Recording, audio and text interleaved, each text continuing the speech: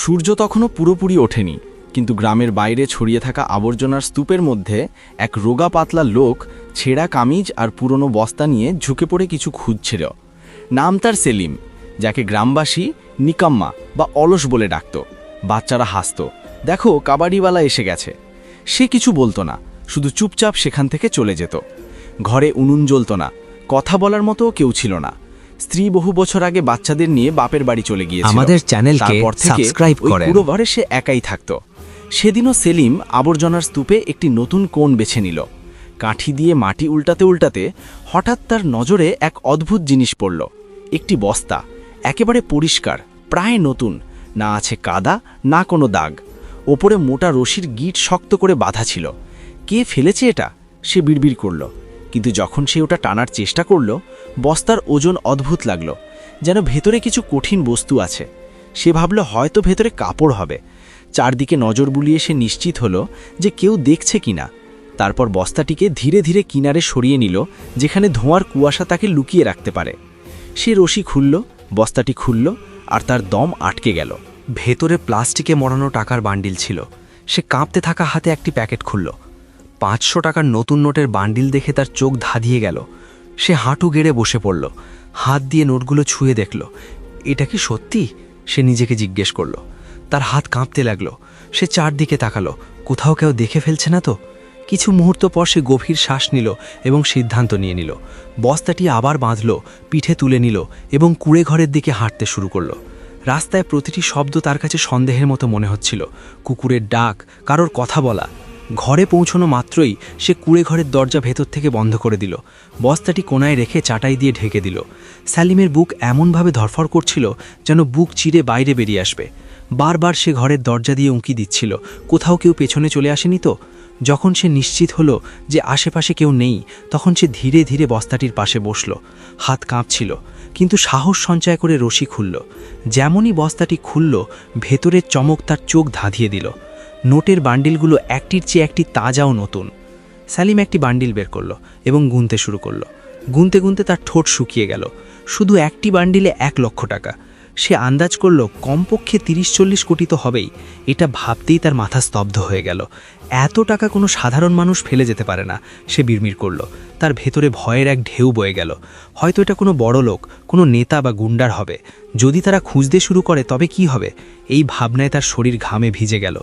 সেলিম বান্ডিলগুলো আবার রেখে দিল, বস্তা বাঁধল এবং মাটিতে বসে পড়ল। মাথা ধরে ভাবতে লাগল। মনের একদিকে আনন্দ ছিল যে বছরের পর বছরের দারিদ্র্য এবার শেষ হয়ে যাবে, চিকিৎসা করাতে পারবে, নতুন ঘর বানাতে পারবে, সম্মানের জীবন বাঁচতে পারবে। কিন্তু অন্যদিকে ভয় তাকে ভেতর থেকে কুঁড়ে কুঁড়ে খাচ্ছিল।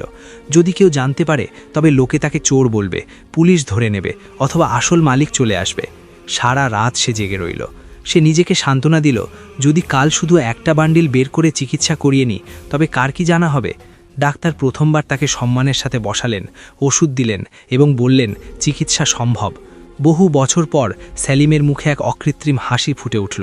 সে বুঝতে পারল এই সম্পদ তার পরীক্ষা, নতুবা আশীর্বাদ নয়। পরের দিনটি সেলিমের জন্য এক নতুন সকাল হয়ে এলো। বহু বছর পর সে আয়নায় নিজেকে খুঁটিয়ে দেখল। মুখটা দুর্বল ছিল, কিন্তু চোখে এখন আশার ঝলক ছিল। সে ভাবল, যদি বুদ্ধিমত্তার সাথে কাজ করি তবে সব বদলে যেতে পারে। সবার আগে সে তার কুঁড়ে ঘরের মেরামত করালো। বস্তা থেকে কিছু টাকা বের করল, রাজমিস্ত্রি ডাকল এবং ছাদ বদলে দিল। কিছুদিনের মধ্যেই ঘরের দুর্গন্ধ আর স্যাঁতস্যাঁতে ভাব কমে গেল। পাড়াপড়শিরা অবাক হলো, আরে এই আবর্জনা কুড়োনো লোকটা হঠাৎ কিভাবে বদলে গেল। কয়েক সপ্তাহ পর সে পরবর্তী পদক্ষেপ নিল। গ্রামের প্রধান সড়কে একটি ছোট মুদি দোকান খুলল। প্রথম দিন শুধু ডাল, চাল, নুন রাখল। নিজে দোকানে বসল। আগতদের হেসে সালাম করল। শুরুতে মানুষ ইতস্তত করছিল, কিন্তু ধীরে ধীরে আসতে লাগলো। দোকান চলতে শুরু করল। আটার বস্তা, তেলের ডিব্বা, মশলা, সাবান সব কিছু বিক্রি হতে লাগলো। সেলিম সেই পুরো সময়ে খুব সতর্কতা বজায় রাখল। তার কাছে হঠাৎ আসা সম্পদ কোনো রহস্যের চেয়ে কম ছিল না, কিন্তু সে কখনো তার লোক দেখানো ব্যবহার করেনি। সে জানত, যদি সামান্যতম চাকচিক্য দেখা যায় তবে লোকে প্রশ্নের ঝুড়ি নিয়ে হাজির হবে। তাই বাইরে থেকে সে এখনও সেই সহজ সরল দোকানদারই ছিল, যে প্রতিটি খদ্দেরকে হেসে জিজ্ঞেস করত, কি চাই ভাইয়া। কিন্তু ভেতর থেকে সে জানত যে তার সেই পুরনো বস্তায় এত পুঁজি লুকানো আছে যা শুধু তার নয়, বরং অনেকের জীবনের মোড় ঘুরিয়ে দিতে পারে। মাঝে মাঝে পাড়ার বয়স্ক মহিলারা তাকে বলতো, সেলিম ভাই তুমি তো অনেক বদলে গেছো। সে শুধু মুচকি হাসত, কিন্তু ভেতরে এক মিষ্টি গর্ব জেগে উঠত।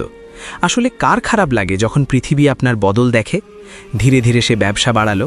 কয়েক মাস পর সেই বস্তা থেকে আরও কিছু টাকা বের করলো এবং একটি ছোট গুদাম শুরু করলো। মাল বহনের জন্য পুরনো ট্রাক কিনল এবং এখন সে শুধু বিক্রেতা নয়, সরবরাহকারী হয়ে গেল। গ্রামে মানুষ এখন তাকে সেলিম লাল বলে ডাকতে লাগলো, যেন সে কোনো বড় ব্যবসায়ী। কিন্তু উন্নতির এই যাত্রার মাঝে একটি ভয় সবসময় তার ভেতরে জীবিত ছিল। রাতে যখন সে ওই বস্তার পাশে বসত, তখন ভাবত, যদি কোনোদিন এই রহস্য ফাঁস হয়ে যায়, যদি আসল মালিক সামনে চলে আসে। আর পরের মুহূর্তেই নিজেকে সান্ত্বনা দিত, না, এটা আমার ভাগ্যের পুরস্কার। আমি বছরের পর বছর অসহায়ত্ব সহ্য করেছি। এটা আমার পরিশ্রমের ফল, কারো হক কেড়ে নিইনি। সময়ের সাথে সাথে সেলিম নিজেও বদলে গিয়েছিল। যে লোকটা একসময় ভিড়ের মধ্যে মাথা নিচু করে চলত, এখন সোজা হয়ে হাঁটত, আত্মবিশ্বাসে ভরপুর। তার গলায় এখন ইতস্তত ভাব নেই, বরং গাম্ভীর্য ছিল। দিনে সে দোকান সামলাত, সন্ধ্যায় গুদাম দেখত, আর রাতে বস্তার পাশে বসে পরের দিনের পরিকল্পনা করত। সে এখন তার পুরনো সেলিমের চেয়ে অনেক দূরে চলে এসেছে। কিন্তু এটাও সত্যি ছিল, উন্নতির মাঝেও এক শূন্যতা তার ভেতরে এখনও প্রতিধ্বনিত হতো। এক সন্ধ্যায় যখন সে ক্লান্ত হয়ে দোকান বন্ধ করে ফিরল, দরজায় দুটি মুখ দাঁড়িয়েছিল, পরিচিত কিন্তু দূরে চলে যাওয়া মুখ। তার স্ত্রী অনিতা এবং 2 সন্তান। বাচ্চারা এখন বড় হয়ে গেছে, কিন্তু তাদের মুখে দ্বিধা আর লজ্জার ছায়া ছিল। অনিতার চোখ ভেজা ছিল। সেলিম, সে ধীর স্থরে বলল, আমাদের ভুল হয়েছিল, পরিস্থিতি আমাদের বাধ্য করেছিল, তোমাকে ছেড়ে যাওয়া ঠিক হয়নি। সেলিমের পা যেন মাটিতে গেঁথে গেল। এক মুহূর্তের জন্য সময় থমকে গেল। তার সেই দিনগুলোর কথা মনে পড়ল, যখন অসুস্থতা তাকে ভেঙে দিয়েছিল। ঘরে খাওয়ার কিছু ছিল না, এবং অনিতা বলেছিল, আমি এসব সহ্য করতে পারছি না, এবং বাচ্চাদের নিয়ে চলে গিয়েছিল। সেটি ছিল সেই রাত যখন সেলিমের সব কিছু তছনছ হয়ে গিয়েছিল। এখন সেই অনিতা তার দরজায় দাঁড়িয়ে। বাচ্চারা এগিয়ে এলো এবং বলল, বাবা আমাদের মাফ করে দিন, এখন আমরা আপনার সাথেই থাকতে চাই।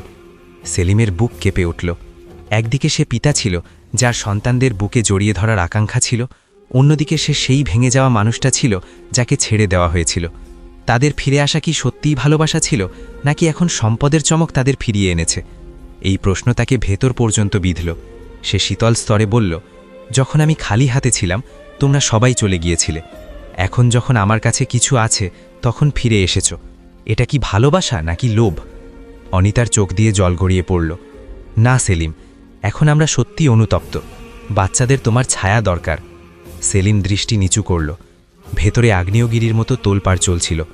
সে জানত, কখনো কখনো ক্ষমা করা সহজ হয়, কিন্তু ভুলে যাওয়া নয়। সবশেষে সে বলল, বাচ্চারা আমার, এবং তাদের অধিকার কেউ কেড়ে নিতে পারবে না। আমি তাদের পড়াশোনা, তাদের ভবিষ্যৎ সামলাব। কিন্তু অনিতা, আমাদের মাঝে যে দেওয়াল দাঁড়িয়ে গেছে তা আর কখনো পড়বে না। অনিতা চুপ হয়ে রইল। বাচ্চাদের চোখে স্বস্তি ছিল, অন্তত পিতা আবার তাদের জীবনে ফিরে এসেছে। কিন্তু সেলিমের বুকের পুরনো ক্ষত আবার সতেজ হয়ে গেল। বাইরের দুনিয়া বলতো সেলিম লাল এখন একজন সফল মানুষ, কিন্তু ভেতরে সে এখনও সেই সেলিম ছিল, যে তার পুরনো বস্তার সাথে অতীত আর বর্তমানের মাঝে দুলছিল। সেই রাতে সেলিম বেশিক্ষণ ঘুমোতে পারল না। সে বস্তার পাশে বসল, যেন কোনো পুরনো বন্ধুর সাথে কথা বলছে। এই সম্পদ সব কিছু ফিরিয়ে দিচ্ছে, সম্মান, নাম, শান্তিময় জীবন, কিন্তু এটি কি মনের শান্তিও ফিরিয়ে দিতে পারবে? প্রশ্নটি বাতাসে ভেসে রইল, আর উত্তরে ছিল শুধু দেয়ালের নিস্তব্ধতা। কয়েক সপ্তাহ কাটল। সেলিমের দোকান এখন একটি ছোট সাম্রাজ্যে পরিণত হয়েছে। গুদাম থেকে মাল বের হয়, গাড়ি আসা যাওয়া করে, আর গ্রামবাসী এখন তাকে সেলিম ভাই বলে সম্মানের সাথে ডাকে। বাইরের দুনিয়ায় সব ঠিক ছিল, কিন্তু ভেতরে এক বোঝা ছিল যা প্রতি রাতে তার বুকে জেকে বসত। সে ওই বস্তাটিকে দেখত আর নিজেকে বোঝাতো, হয়তো কোনো চোর ফেলে গিয়েছিল, অথবা হয়তো ভাগ্য আমার ওপর দয়া করেছে। কিন্তু ভাগ্যও যেন তার ধৈর্যের পরীক্ষা নিতে চাইছিল। এক সন্ধ্যায় সে বাড়ির আঙিনায় চায়ে চুমুক দিচ্ছিল। ভেতরে টিভিতে খবর চলছিল, সাধারণ রাজনৈতিক আজেবাজে কথা, যা এখন সে মন দিয়ে শুনত না। কিন্তু হঠাৎ সংবাদ পাঠিকার কণ্ঠ চড়ে গেল, ব্রেকিং নিউজ, বিধায়কের বাড়িতে চুরি। সেলিমের বুক ধক করে উঠল। সংবাদে বলা হচ্ছিল, এক চোর বিধায়কের বাড়ি থেকে টাকা চুরি করে পালাচ্ছিল। যখন পুলিশ তাকে ধাওয়া করে, তখন সে টাকা কোথাও লুকিয়ে ফেলেছে, যা এখন আর পাওয়া যাচ্ছে না। পুলিশ অনবরত তা খোঁজার চেষ্টা করছে। সেলিমের হাত কেঁপে উঠল। তার মাথায় বিজলির মতো খেলে গেল, বস্তা, সেই বস্তা। সংবাদ চলতেই থাকল, শত শত কোটি এখনও নিখোঁজ। ছোট বান্ডিল হয়তো কখনো পাওয়া যাবে না, কিন্তু তদন্ত চলছে। ওই বাক্যটি তার কানে বাজতে লাগল, ছোট বান্ডিল হয়তো কখনো পাওয়া যাবে না, তার মানে হয়তো তার বস্তাটি এখনও সুরক্ষিত। এর সাথেই এক শীতল ঢেউ তার শিরায় বয়ে গেল। যদি কখনো কেউ টের পেয়ে যায়, যদি পুলিশ দরজায় চলে আসে। সেই রাত সে এপাশ ওপাশ করে কাটালো। সকালে দোকানেও তার মনোযোগ বিক্ষিপ্ত ছিল। খদ্দেররা কথা বলছিল আর সে অন্যমনস্কভাবে উত্তর দিচ্ছিল।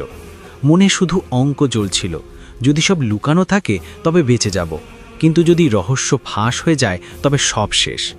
সন্ধ্যায় ফিরে সে বস্তাটি আবার খুলল। নোটগুলো এখনও আগের মতোই চকচক করছিল, কিন্তু এখন সেই চমক তার কাছে ভয়ঙ্কর লাগল। তার মনে হলো যেন ওই নোটগুলোর চোখ আছে, যা তাকে ঘৃণা ভরে দেখছে।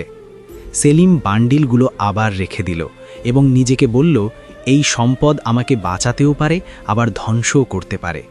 সেদিন থেকে সে এক সংকল্প নিল, আর কোনো তাড়াহুড়ো নয়, অল্প অল্প টাকা বের করবে, ধীরে ধীরে খরচ করবে, যাতে কারো সন্দেহ না হয়। কিন্তু মনের ভেতর এখন এক নতুন ক্ষত তৈরি হয়ে গিয়েছিল।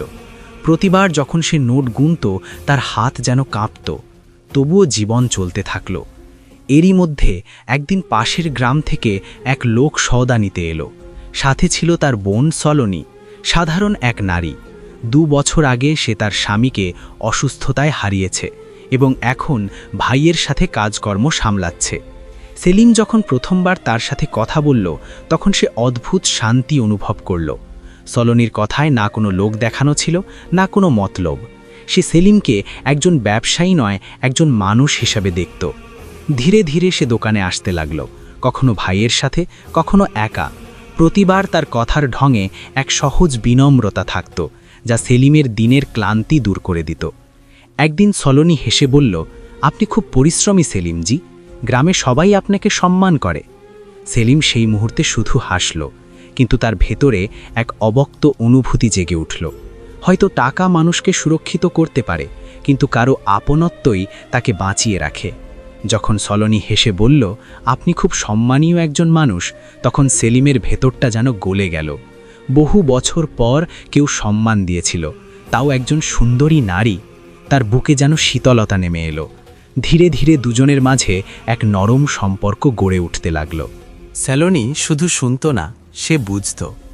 যখন সে সেলিমের অতীতের কথা জানতে পারল, তখন সে আফসোস করেনি, বরং তার চোখে তাকিয়ে বলল, যা হয়ে গেছে তা সময়ের পরীক্ষা ছিল।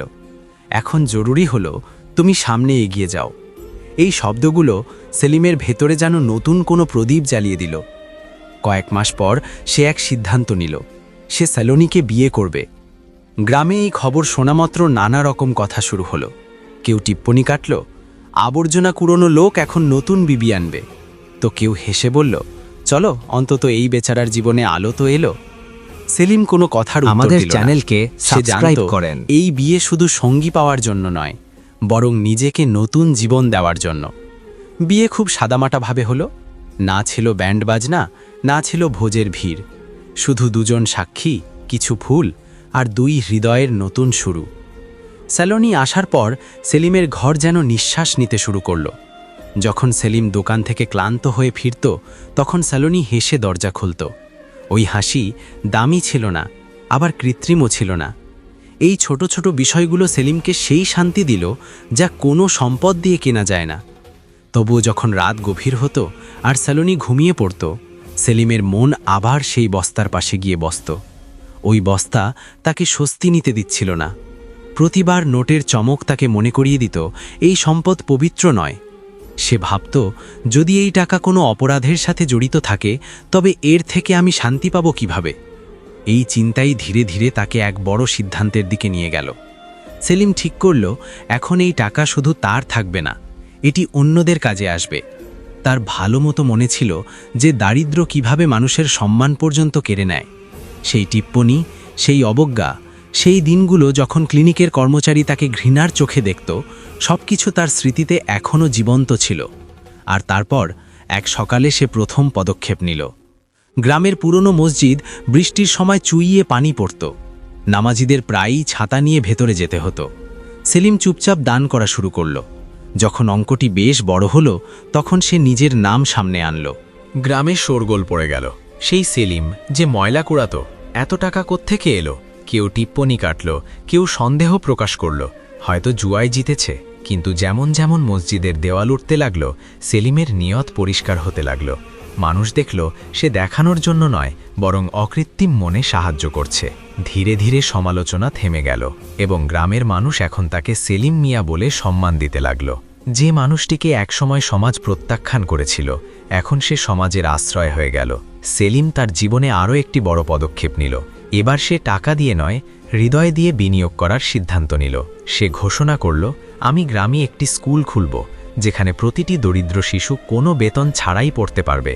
মানুষ প্রথমে ভেবেছিল এটি হয়তো একটি আবেগপূর্ণ কথা, কিন্তু যখন নিমতলার প্রথম ইট রাখা হলো তখন সবাই বুঝতে পারল সেলিম এখন শুধু ব্যবসায়ী নয়, সে গ্রামের পথপ্রদর্শক হয়ে উঠেছে। সোলোনিও তাকে সঙ্গী দিল। কাঁধে কাঁধ মিলিয়ে কিছু তরুণ শিক্ষক সামান্য বেতনে পড়াতে রাজি হয়ে গেলেন।